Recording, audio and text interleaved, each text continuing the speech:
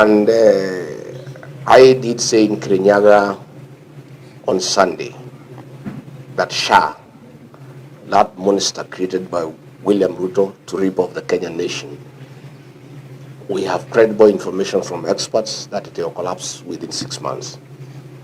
Since then, Aden Duale has been ranting and writing tweets after every 5 minutes the whole night and posting videos crying that all is well. From our first rally in Tower all the way through Kikima to Wote, I did ask a question to the people of Makwiny whether SHA is working, and the answer was no. Yet Aden Duale keeps on saying that SHA is working. But we are on the ground, and our work is to listen to the ground. The people of Makwiny, like the rest of Kenyans, know that SHA is a failure. And SHA will collapse because it was not a program to sort out health insurance, but a scheme to rip off the people of Kenya. Aden Duale did challenge me to give information and facts as to what I said. And I've seen he was busy the whole night crying. Let him stop crying. He needs to preserve those tears because what is coming is much more.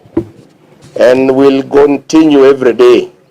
And I want to thank the people of Kenya, especially public servants, civil servants who are disgruntled by what is happening in Kenya, the theft of public resources, wanton corruption, misappropriation of public funds. They keep on giving us information. I want to assure them that we will treat the information with confidentiality and will not expose them so that they are not exposed to harm by the state.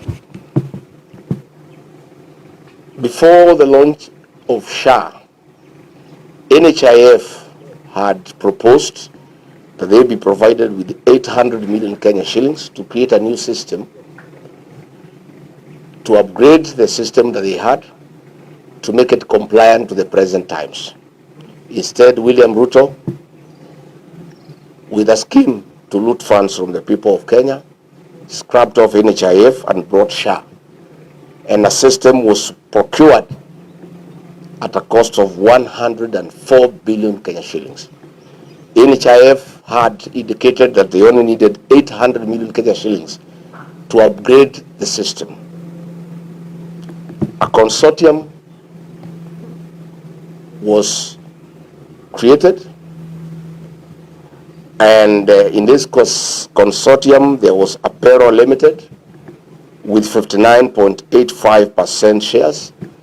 This Apero is associated with Adani. Then Safaricom Kenya Limited, 22.56%. Then Convergence Network Solutions Limited with 17.89%. Aden Duale did ask me to provide details from the registrar of companies showing that his name is not there. He thinks Kenyans are full. His name cannot be there. The director is Abdullahi Abdi Sheikh, who is a proxy of Aden Duale.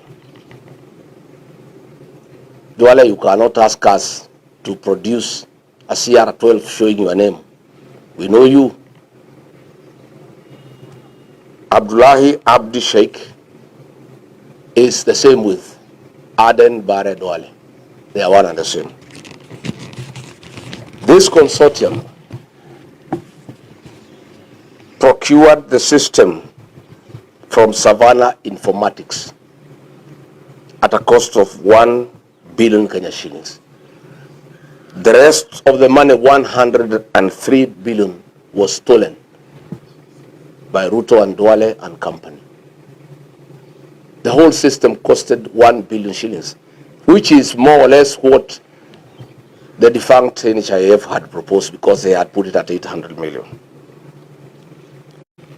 IT experts from the defunct NHIF were relocated to Dubai, where they are running this system.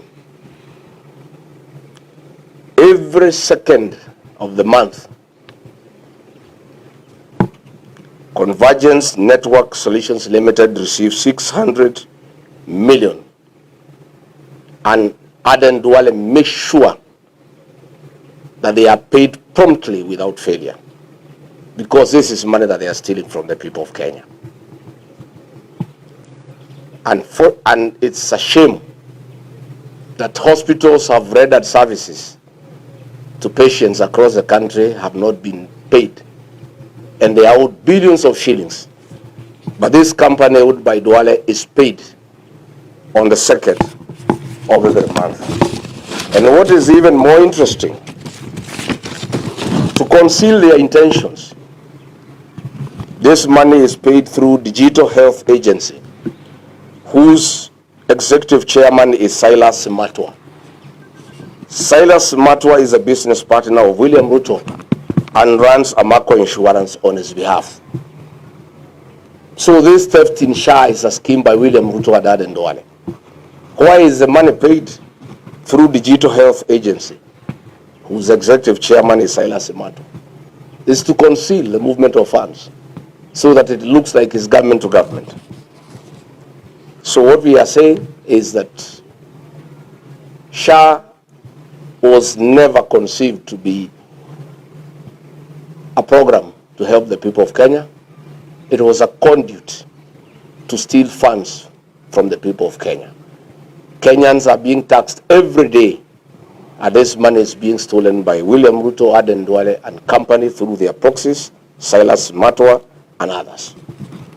Again, I did talk about e-citizen, and I said when I was in office, William Ruto was very angry that e-citizen was in private hands, and he demanded that it must be brought under government control by the Ministry of ICT and the National Treasury. And he caused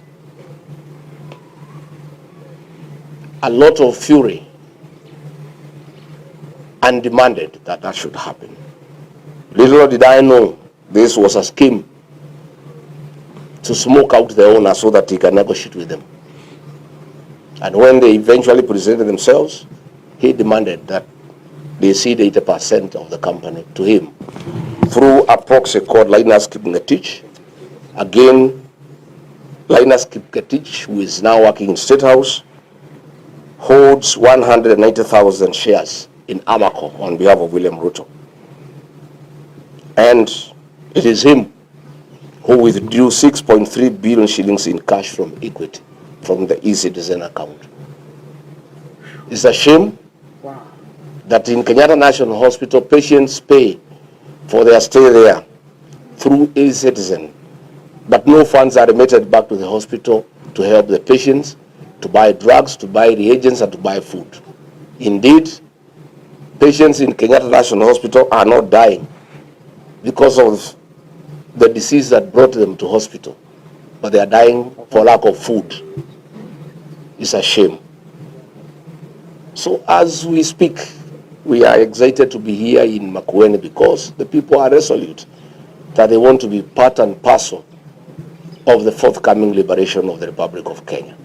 And we are very encouraged from what we have seen, and we want to assure the people of Makwiny and indeed the entire country that we are clear that we will do what they want. They want us to give them a single presidential candidate to face William Ruto. That determination from our party's leaders is firm and nothing can change. I want to assure the people of Kenya that on a daily basis we'll continue to expose William Ruto and his government on all the evil things that are going on in the country.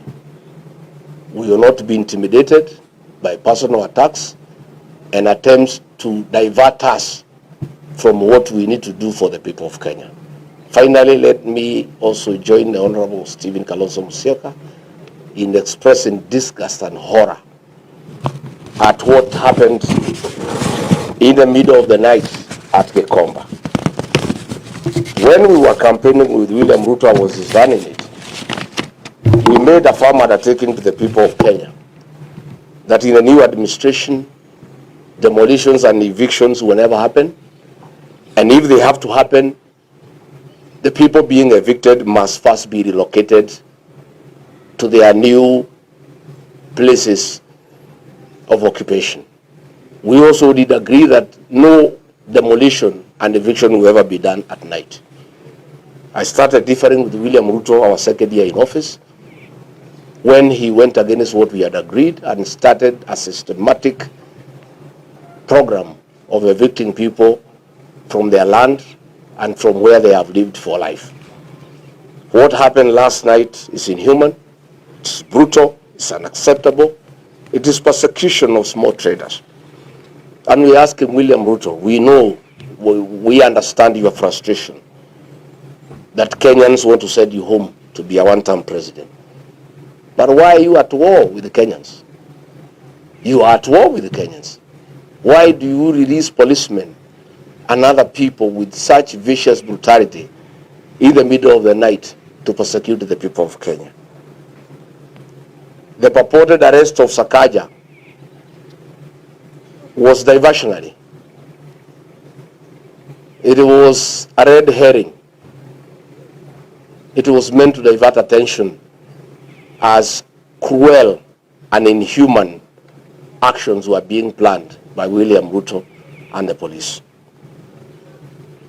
I want to ask the traders to take heart and to appreciate that, difficult as things are, our day is coming. And we have a date with William Ruto next year on the 10th of August. And we must put an end to these inhuman and brutal acts against innocent Kenyans who are trying to eke out a living. Thank you very much.